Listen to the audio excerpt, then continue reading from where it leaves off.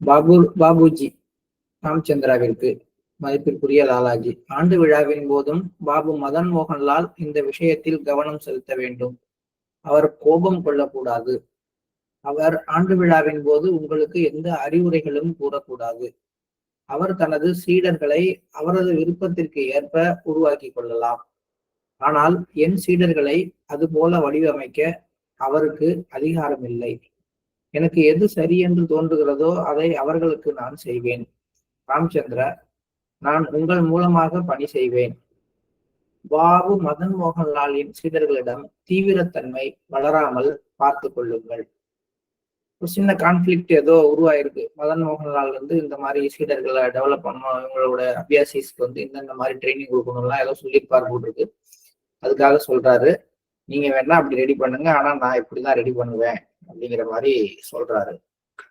பாபு மதன் மோகன்லால் தனது எண்ணங்களை தொடர்ந்து பயன்படுத்தி சண்டை மற்றும் சச்சரவுகளுக்கு இடமின்றி அமைதியாக அமர்ந்து கொள்ளட்டும். பாபு மதன் மோகன்லால் இந்த அறிவுறுத்தல்களின்படி செயல்படுவது அவசியமாகும். இது என் அதிருப்தியை தவிர்க்கும். இதே நிலையை அவர் தொடர்ந்து அங்கு உருவாக்கினால் பொருத்தமாக இருக்கும் என்று நான் கருதுகிறேன். எந்த மாதிரி நிலைன்னா, ஒரு அமைதியான சூழ்நிலையை உருவாக்குறது மட்டும்தான் அவருடைய வேலையாகணும். அவர் உங்களுக்கு அதை செய்ய இதை செய்யன்னு சொல்லக்கூடாது அப்படிங்கிறாரு. இது விஷனா வருது. அதுல எப்படி இருக்குன்னு கேட்டா, தேவைப்படும் நிலையின் காட்சியை வெளிப்படுத்தினார், அங்கு அமைதி பொழிந்தது. மதிப்பிற்குரிய லாலாஜி, மக்களின் எண்ணங்களும் நிறுத்தி வைக்கப்படலாம். பாபு மதன் மோகன்லால் அவரது உணவு முறையில் கவனம் கொள்ள வேண்டும். பண்டாராவின் போது அவரது மூளையில் அழுத்தம் இருக்கும். இந்த குறிப்பிட்ட பணியை அவர் மட்டுமே ஒப்படைக்க வேண்டும், அவரிடம் மட்டுமே ஒப்படைக்க வேண்டும். பண்டாராவின் போது நீங்கள் இதயத்தின் அடி ஆழத்தினுள் செல்ல வேண்டும். அப்போதுதான் உங்கள் மூளையில் அழுத்தமின்றி பணிகள் நிறைவேற்றப்படும். தேவைப்படும் பொழுது நீங்கள் மேலே செல்லலாம்.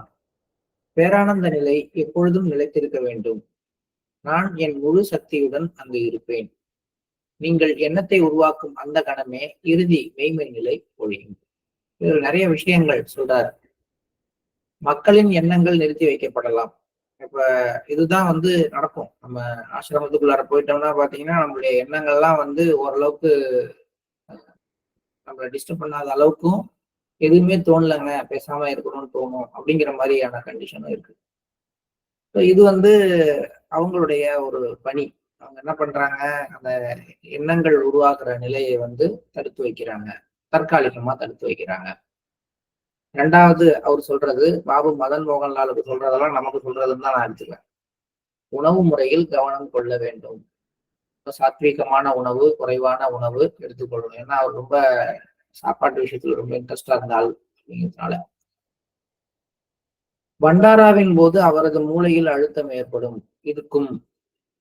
ஏன்னா மனமண்டலத்துல வேலை நடந்துகிட்டு இருக்கு. அவர் கிட்டத்தட்ட துருவ நிலைக்கு உயர்த்தப்பட்டிருக்கிறாரு. துருவ நிலை அப்படிங்கிறத அடையிறவங்க எல்லாத்துக்கும் மேலையுமே ஒரு மனோமண்டலத்துல நடக்கிற வேலையின் போதுதான் மூளையில ஒரு அழுத்தம் உருவாகும். அதுவும் இந்த மாதிரி அதிகமான ஒரு சக்தி பொழிவு, அதிகமான ஒரு எனர்ஜி மூவ் ஆயிட்டு இருக்கும் போது இது சாத்தியம்தான். பாபுஜிக்கும் அது இருக்கும் அப்படிங்கிறாரு. இதுல இருந்து வெளிப்படுறதுக்கான ஒரு இந்த மூளையுடைய அழுத்தத்திலிருந்து வெளியில வர்றதுக்கான ஒரு வழியையும் சொல்றாரு. இதயத்தின் அடி ஆழத்திற்கு சென்று அங்கிருந்து நீங்க பணிபுரிய ஆரம்பிங்க. எந்த அளவுக்கு நீங்க ஹார்ட்ல உங்களுடைய கவனத்தை செலுத்துறீங்களோ அந்த அளவுக்கு அந்த மூளையோட அழுத்தம் குறையும். இந்த மூளையோட அழுத்தம் அப்படிங்கிற விஷயத்த என் அனுபவத்துல நான் என்னன்னு நினைக்கிறேன்னு கேட்டா, சில நேரங்கள்ல பாத்தீங்கன்னா நமக்கு எக்ஸ்ட்ராடினரியா ஒரு எரிச்சல் வரும், எல்லாத்துக்கு மேலையும் வரும். ஒரு கோபம் வரும், தேவையில்லாத கோபம் வரும். இதெல்லாம் பாத்தீங்கன்னா என்னன்னு கேட்டா, நம்ம மைண்ட்ல ஒரு ப்ரெஷர் கிரியேட் ஆயிருக்கு, மூளையில ஒரு அழுத்தம் ஏற்பட்டிருக்கு அப்படிங்கிறது அறிவு. அது ஆன்மீக நிலைகள்னாலையும் ஏற்படும். அப்ப அதுக்கெல்லாம் ஒரு ரகசியம் என்ன சொல்றாரு, அமைதியா உங்களுடைய கவனத்தை இதயத்துக்கு கொண்டு போய் உங்க உணர்வு நிலைய இதயத்துடைய அந்த போர்ல கொண்டு வச்சு இருக்க பாத்தீங்கன்னா மூளையோட அழுத்தம் குறைஞ்சிடும் அப்படிங்கிறார். அடுத்தது, தேவைப்படும் போது நீங்கள் மேலே செல்லலாம். வேணும்னா நீங்க அந்த மைண்ட் ரீஜனுக்குள்ளார போய் ஒர்க் பண்ணலாம், இல்லாவிட்டால் இதயத்துல நீங்க இருங்க.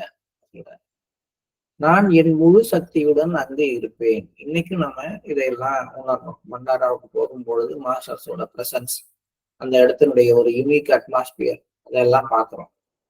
நீங்கள் எண்ணத்தை உருவாக்கும் அந்த கணமே, அதாவது அந்த சத்திய நிலையானது, இறுதி நிலையானது இவங்க மேலெல்லாம் பொழியணும்னு உருவாக்குற அந்த அந்த ஒரு எண்ணம் செகண்ட்லயே இறுதி மெய்மை நிலையானது அனைவர் மீதும் பொழியும்.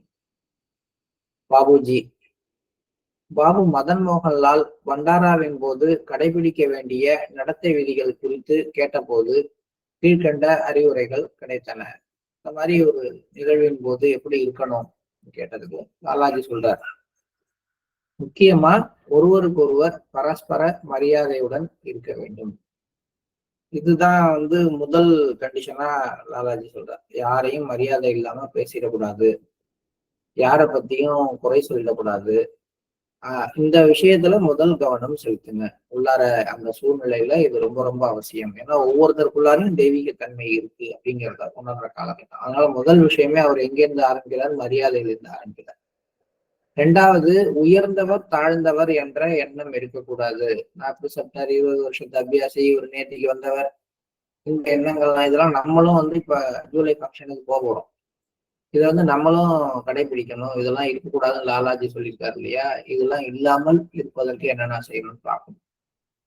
அனைவரையும் ஒரே பெற்றோரின் குழந்தைகளாக கருத வேண்டும். பிரதர்ஸ் அண்ட் சிஸ்டர்ஸாக பாவிக்க வேண்டும்.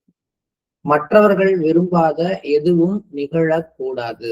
உங்களுடைய செயல்பாடு எதுவும் மற்றவர்களுக்கு அவர்களுடைய விருப்பத்துக்கு எதிரானதாக, அவர்களை வருத்தப்படுத்தக்கூடியதாக, சங்கடப்படுத்தக்கூடியதாக இருக்கக்கூடாது.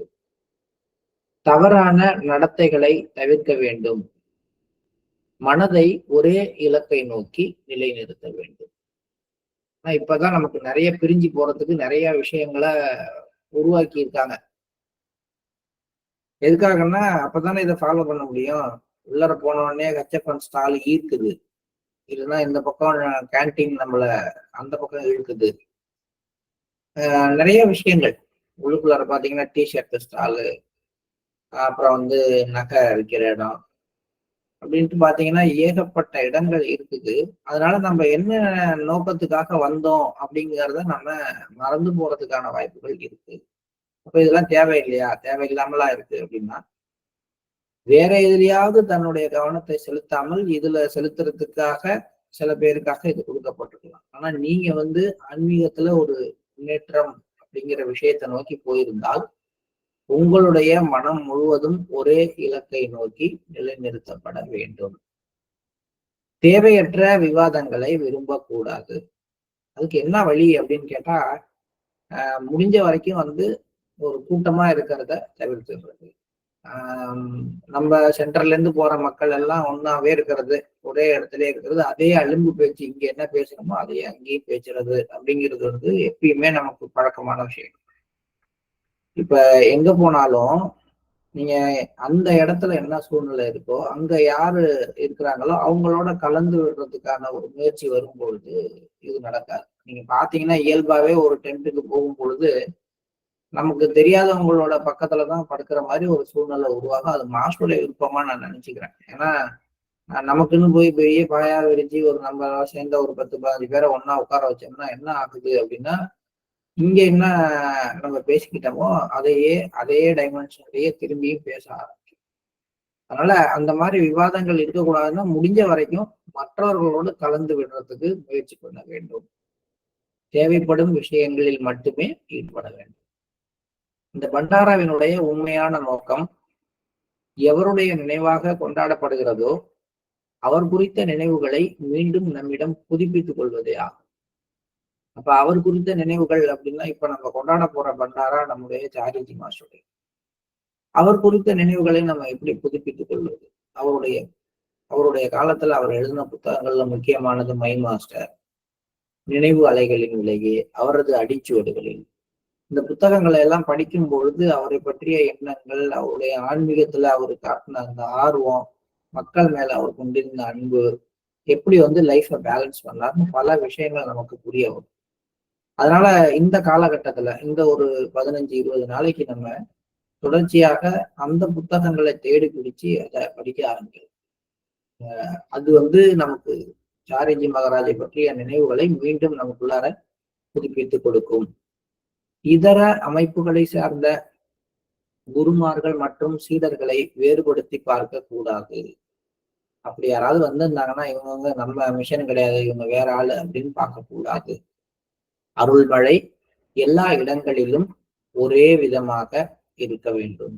அதுல உயர்வு தாழ்வு முக்கியம், இன்மை அது வந்து ஒரு ஓரமா இவங்களுக்கெல்லாம் கிடையாது, அப்படிலாம் கிடையாது. அருள்மழை என்பது அத்தனை இடங்களிலும் ஒரே மாதிரியாக இருக்க வேண்டும். இதெல்லாம் பண்டாராவில் கடைபிடிக்க வேண்டிய விதிமுறைகள் அப்படின்னு லாலாஜி சொல்லியிருக்காரு. பாபுஜி மேலும் கேட்டபோது லாலாஜி தொடர்ந்தார். பி ஒரு அந்நியர் அல்ல. மக்கள் அவரை நோக்கி ஈர்க்கப்படுகிறார்கள். என் மீதான ஈர்ப்பு குறைந்துவிட்டது. அதுதான் விஷயம். அதாவது பி என்பவரை நீங்க ஒரு வித்தியாசமா பார்க்க வேண்டாம். இப்ப அவர் தான் எல்லாரையும் அட்ராக்ட் பண்றாரு. அதனுடைய விளைவு என்ன, என்ன காரணத்தினால அது நடக்குதுன்னா, என் மேல மக்களுக்கு இருந்த ஈர்ப்பு குறைந்து விட்டது என்பதுதான் விஷயம். இதை சரி செய்வது உங்கள் வேலை. எப்படி ஏன் நீங்க செய்ய முடியும் அப்படின்னா, நான் நீ ஆகிவிட்டேன் அப்படிங்கிற மாதிரி நான் உங்களுக்குள்ளார கரைஞ்சிட்டேன். இனிமே உங்கள் மீதான ஈர்ப்பை நீங்கள் எந்த அளவுக்கு உருவாக்குறீங்களோ அதுக்கு ஏத்த மாதிரி தான் மற்றது நடக்கும். தன்னை விட அதிக சக்தி வாய்ந்த ஒருவர் இருப்பதை அவர் அறியும் போது, அந்த பி என்பவர், அவர் தானாகவே ஈர்க்கப்படுவார். அது வரைக்கும் நீங்க வெயிட் பண்ணுங்க. மகிழ்ச்சியற்ற நிலையை உருவாக்குவது முறை அல்ல. ஏதாவது ஒரு அவங்க அந்த அந்த மாதிரி போறவங்களுக்கு வந்து ஒரு வித்தியாசமான நிலை, அதாவது லாலாஜியை நோக்கி வராம, பாபுஜியை நோக்கி வராம, இன்னொருத்தரை நோக்கி போகிற மக்கள், அவங்க இருக்கிற சூழ்நிலையில ஒரு மகிழ்ச்சியற்ற தன்மை எதையும் உருவாக்க கூடாது. உங்களுக்கு சிரமங்கள் எதுவும் இருக்காது. நீங்கள் வந்து நல்லபடியாக இந்த பண்டாராவை நடத்தலாம். 1 ஆகஸ்ட் 1944. மதிப்பிற்குரிய லாலாஜி, பாபு மதன் மோகன்லாலிடம் அவர் போதுமான அளவிற்கு நீந்திவிட்டார் என்று சொல்லுங்கள். அந்த ஆன்மீக புள்ளி திறந்து விட்டது. தூய்மை உணர்வு அதிகரிக்கின்றது. இப்போது டிரான்ஸ்மிஷன் தேவையில்லாதது போல தோன்றுகிறது. அவருக்கு வேலை கொடுங்கள். அதுவே அவருக்கு தியானம் ஆகும். இது வந்து இந்த துருவாதிபதி நிலை அப்படின்னு நம்ம சொல்ற அந்த நிலைக்கு கிட்டத்தட்ட உள்ள ஒண்ணு அப்படின்னு தான் வச்சுக்கணும். இது எனக்கு தெரியாது, எனக்கு தோன்றதுதான் நான் சொல்றேன்.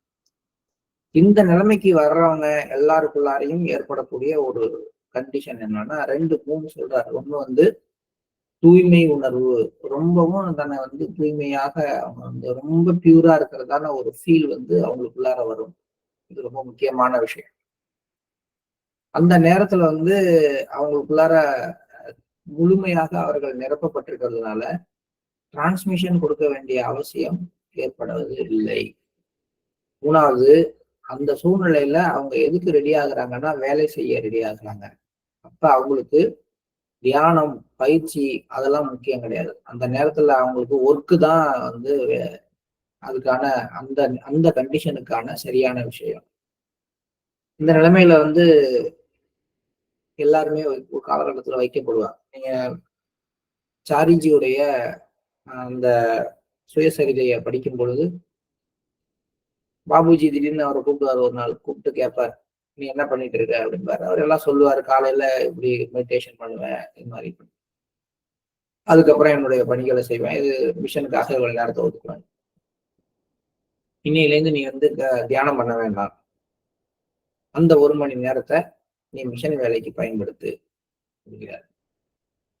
அப்படின்னா அந்த கண்டிஷன் பாருங்க, இதோட ஒத்து வருது பாருங்களேன். இது அப்ப எல்லாருக்குள்ளாரையும் இந்த மாதிரி ஒரு நிலையை அவர் உருவாக்குவார் அந்த கண்டிஷன் வரும் பொழுது.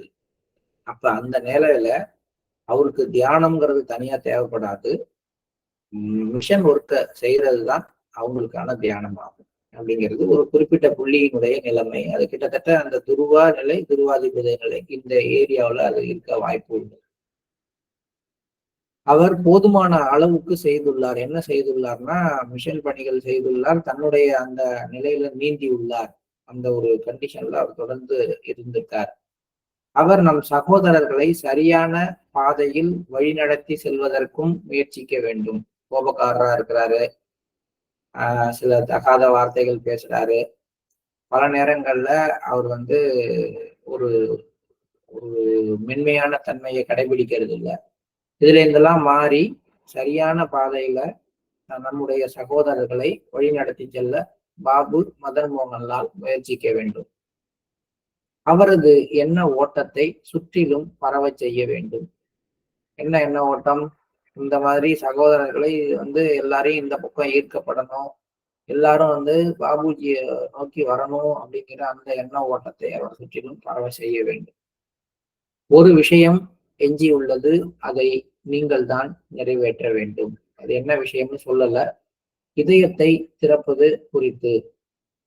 என் சுற்றுலா திட்டத்தில் சில நேரங்களில் அவரை சந்திப்பதையும் சேர்த்துக் கொள்கிறேன். தற்சமயம் நான் அவருடன் இருக்கிறேன்.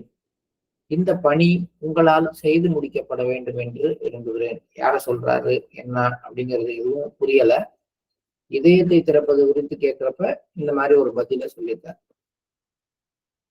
பாபு மதன் மோகன்லாலுக்கு துருவ நிலை கொடுப்பது பற்றிய பணி குறித்து. மதிப்பிற்குரிய லாலாஜி, எனக்கு அவயங்கள் இல்லை. மற்றவர்களுக்கு நன்கு சிந்தித்து ஆராய்ந்த பின்னர் இந்த நிலையை டிரான்ஸ்மிஷன் செய்யுங்கள். உங்களிடம் நிறைய பாசம் இருக்கிறது. இங்கேயும் ஒரு சூட்சுமத்தை சொல்றாரு. இந்த மாதிரி விஷயங்களை எல்லாம் செய்யறதுக்கு வந்து பிசிக்கல் பாடி அவசியம். பிசிக்கல் பாடி இல்லாததுனால நான் இதை எல்லாத்தையும் உணர்ந்து பார்த்து சொல்ல முடியாது. வைப்ரேட் லெவல்ல என்னால ஒர்க் பண்ண முடியும். பட் ஒரு துருவ நிலையை கொடுக்கறது, மற்ற விஷயங்கள்லாம் இருக்குது அப்படின்னா அதையெல்லாம் செய்யறதுக்கு நீங்க இருக்கீங்க. நீங்க நல்லா வந்து அவருடைய கண்டிஷனை பார்த்துக்குங்க, அவருடைய குவாலிட்டியை பார்த்துங்க, நல்லா சிந்தித்து ஆராய்ந்த பின்னர் இந்த நிலையை டிரான்ஸ்மிட் செய்யுங்கள். அதனாலதான் பிசிக்கல் மாஸ்டர், லிவிங் மாஸ்டர் தேவை அப்படிங்கிறோம். அதனால இந்த இடத்துல சொல்றாரு, நான் இதெல்லாம் ஏற்படுத்த முடியாது, நீங்க தான் செய்யணும். ஏன்னா எனக்கு பிசிக்கல் பாடி கிடையாது அப்படிங்கிறார். அதுக்கப்புறம் பாபுஜியோடைய குணாதிசயத்தை பத்தி பேச வர்றாரு. உங்களிடம் நிறைய பாசம் இருக்கிறது, என்னிடமும் அது மிகுதியாக இருந்தது. ஆனால் நான் விதிகள் மற்றும் கோட்பாடுகளை கடைபிடிப்பதில் மிகவும் குறிப்பாக இருந்தேன். சொல்றாரு பாபுஜி கிட்ட, உங்கள்ட்ட அன்பு பாசம் நிறைய இருக்கு, நானும் அப்படித்தான் இருந்தேன். ஆனா பாசத்துக்காக நான் விதிகளை கோட்பாடுகளை நான் என்னைக்குமே மீறினது கிடையாது. அவருக்கு இந்த குவாலிட்டி வளர்ற வரைக்கும் அவருக்கு அந்த நிலையை கொடுக்க கூடாதுன்னா கொடுக்காம தான் வச்சிருங்க. அந்த மாதிரி ஒரு ஒரு கட்டுப்பாட்டை நீங்களும் வளர்த்துக்குங்க. உங்களுக்கு ரொம்பவும் தவிப்பா இருக்கு, டக்குன்னு வந்து நீங்க அவருடைய ஆன்மீக நிலையை, யாரு உங்கள்கிட்ட வர்றாங்களோ அவங்களுடைய ஆன்மீக நிலையை உயர்த்த பாக்குறீங்க. அதனால அந்த நிலைமையில இருந்து நீங்க கொஞ்சம் மாறணும். பாசத்தினால் இதை நீங்கள் அறியாமல் இருக்கிறீர்கள். அது உங்கள் ஒவ்வொரு மூலக்கூறிலும் ஊடுருவி உள்ளது. அதை இன்னும் என்னால் ஒழுங்குபடுத்த முடியவில்லை. அதுதான் வந்து பாபுஜியுடைய பிளஸ் அண்ட் மைனஸ் ரெண்டுமே. அவருடைய ஒவ்வொரு செல்லும் தன்னை நோக்கி வர்றவங்களுக்கு ஏதாவது ஒன்றை கொடுத்து அவங்கள ஆன்மீகத்துல முன்னேற்றணுங்கிற அந்த ஒரு எண்ணம் ஒவ்வொரு செல்லையும் ஊறி ஆச்சு. அதுதான் அவர் வந்து பிரதிநிதியாக மாறுவதற்கான முதல் தகுதி. அதே நேரத்துல அதே விஷயம் வந்து கொஞ்சம் சில பேருக்கு வந்து தகுதி இல்லாதவங்களுக்கும் தகுதி வர்றதுக்கு முன்னாடியும் கூட கிடைச்சிடுறதுக்கு காரணமா இருக்கு அப்படிங்கறதுதான் லாலாஜி சுட்டி காட்டுறாரு.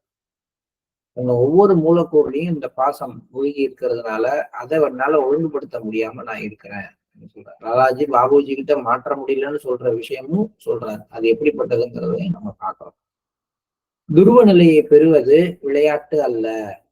எவரும் இந்த பயிற்சியை கொடுப்பதும் இல்லை, அதற்கான திறனும் எவரிடமும் இல்லை.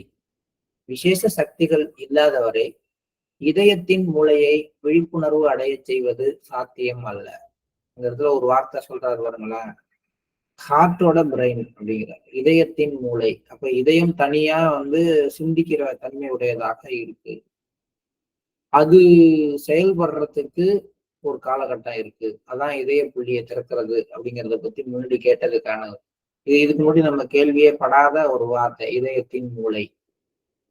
இதுக்கும் துருவாங்கிற கண்டிஷனுக்கும் ஒரு கனெக்ஷன் இருக்கு. ஸோ அந்த லெவல் வரைக்கும் ஒருத்தர் வந்திருக்கிறாரு அப்படின்னா அவர்கிட்ட வந்து விளையாட்டுத்தனமா எல்லாருக்கும் இந்த நிலைமையை நம்ம கனெக்ட் பண்ணி ஓப்பன் பண்ணக்கூடாது. இதுக்குன்னு ஒரு பயிற்சி அளிக்கப்பட வேண்டும். அவங்களுடைய உணர்வு நிலை, அவங்களுடைய உணர்ச்சிகளை கட்டுப்படுத்துற தன்மை எல்லாமே கவனிக்கப்பட வேண்டும். அதன் பிறகு இதயத்தின் மூளையானது விழிப்புணர்வு அடைய செய்யப்பட வேண்டும். விசேஷ சக்திகள் இல்லாத வரை, இந்த டிரான்ஸ்மிட் பண்றவங்கள்ட்ட ஸ்பெஷல் பவர்ஸ் இல்லாத வரைக்கும் இதை விழிப்படைய செய்ய முடியாது. முன்பு நீங்கள் இதற்கான முயற்சி செய்தீர்கள், ஆனால் உங்களால் அதை நிறைவேற்ற முடியவில்லை. ஏற்கனவே கேட்டார்ல இதயத்தை திறப்பது குறித்து அப்படின்னு, அதையும் சொல்றார்.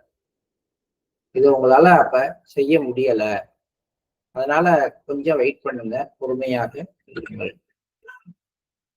அடுத்து பாபு மதன் மோகன்லாலுக்கு என்ன பணி கொடுக்கப்படணும்? இந்தியாவிற்கான பணி பாபு மதன் மோகன்லாலிடம் ஒப்படைக்கப்பட்டுள்ளது. அப்ப பாத்துங்க, சுதந்திரம் வாங்குறதுக்கு தேவையான பிரச்சனைகள் எல்லாம், அப்ப நடந்த எல்லா வேலைகளும், அதுக்கான பணிகளும் ஒண்ணு ஒன்னாக இவங்க மூலமாக தான் நிறைவேற்றப்பட்டு இருக்கின்றது. இந்தியாவிற்கான பணி பாபு மதன் மோகன்லாலிடம் ஒப்படைக்கப்பட்டுள்ளது. அவருக்கு வழங்கப்பட்டுள்ள வழிகாட்டுதலின்படி அவர் வேலை செய்ய வேண்டும். என்னென்ன செய்யணும், எந்த பகுதியை, எந்த ஏரியாவை சுத்திகரிப்பு செய்யணும், மக்கள்கிட்ட எந்த மாதிரியான எண்ணங்கள் உருவாக வேண்டும், இத்தனையும் அவர் செய்யணும். ஏன்னா அவருக்கு நேச்சராகவே அவர் ஒரு ஒர்க்கஹாலிக், வேலை செய்வதில் அதிக விருப்பம் உள்ளவர். ஒரு வேலை கொடுத்துட்டோம்னா அதுல தலையை கொடுத்தாலும் எடுக்க மாட்டாங்க அப்படிங்கிற மாதிரி இருந்துட்டார். அவருக்கு நான் அதிக பணிகளை அளிப்பேன். உங்களது மகா பரிஷத் நிலை ஆரம்பித்து விட்டது. பரிஷத் நிலை கடக்கப்பட்டு விட்டது. நான் உங்களிடம் காண்பித்த இந்த பரிஷத் நபருடன் தொடர்பை நிலைநிறுத்திக் கொள்ளுங்கள். அப்போதுதான் நீங்கள் நேரடியாக அவருக்கு உத்தரவுகள் கொடுக்க முடியும்.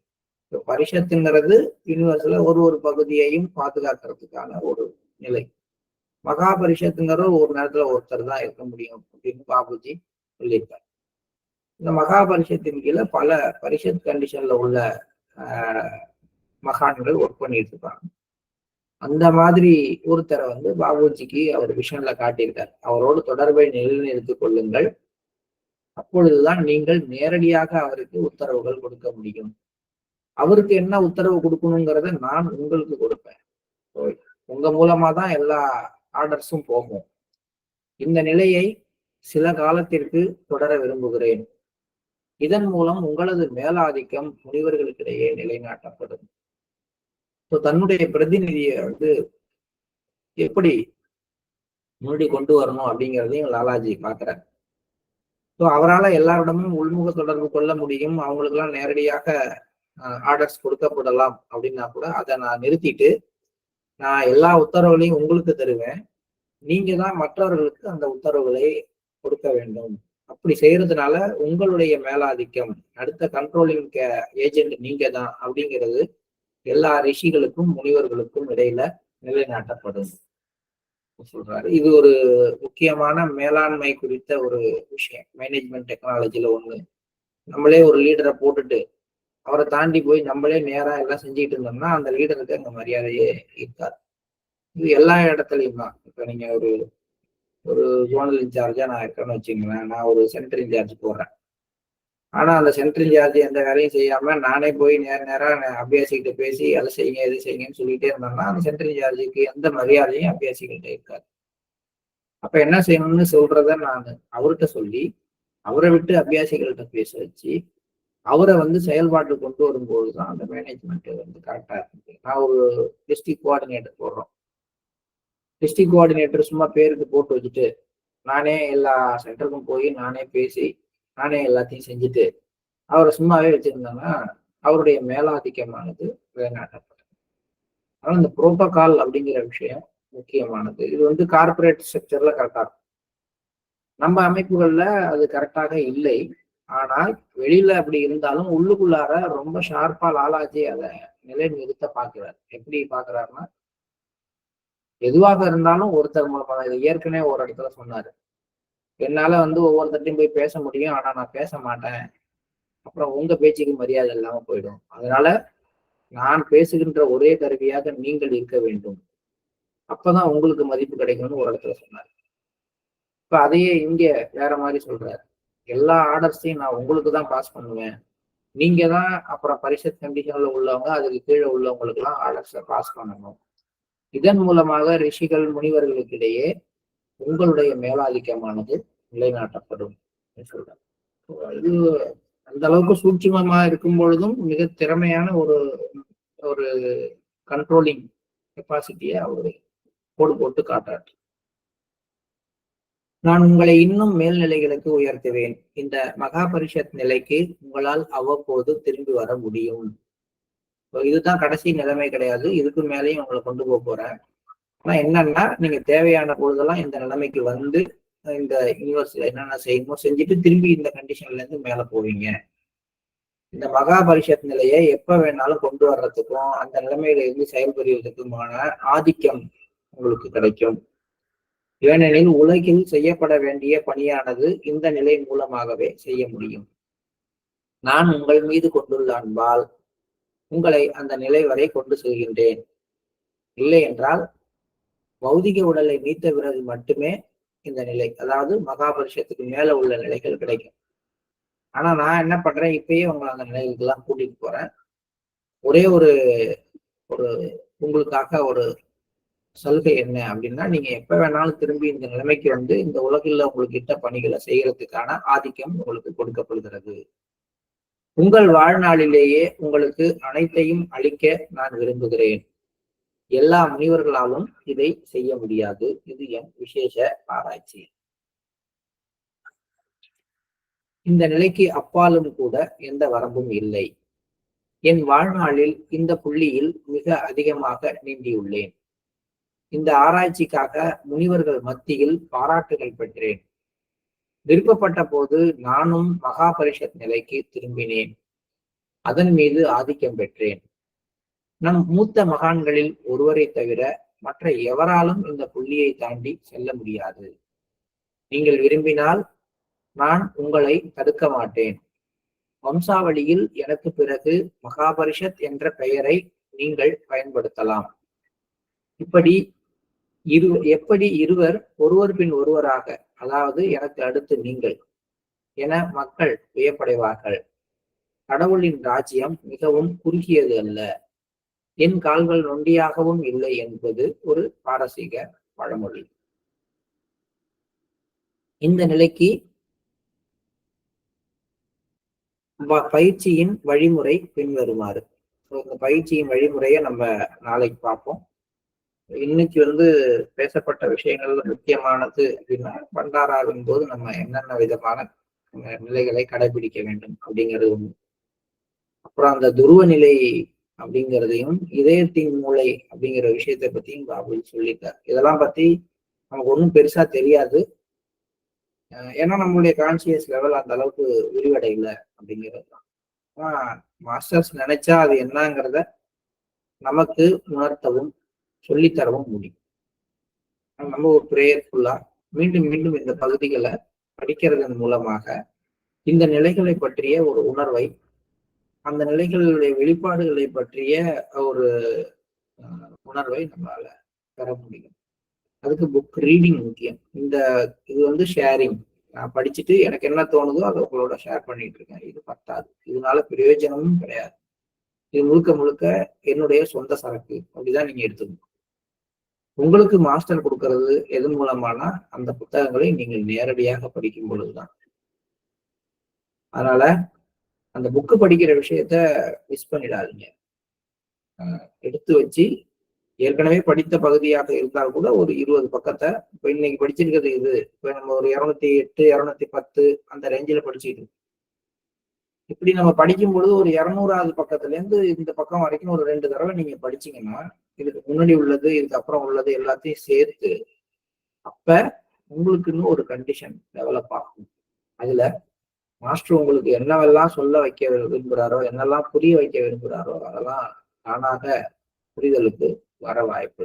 அதனால தயவு செய்து whispers from the greater world அந்த புத்தகத்தை 1944 விஸ்பர்ஸ் வாங்கி அதை தினமும் ஏற்கனவே படித்த பகுதியை அல்லது படிக்க போற பகுதியை திருப்பி திருப்பி படிங்க. ஒரு நாள் வீடியோ நமக்கு ஓடுது, நம்ம பேசுறோம் அப்படின்னா அந்த பகுதியை தேடி எடுத்து அதை நீங்க ஒரு தடவை படிச்சு பாருங்க.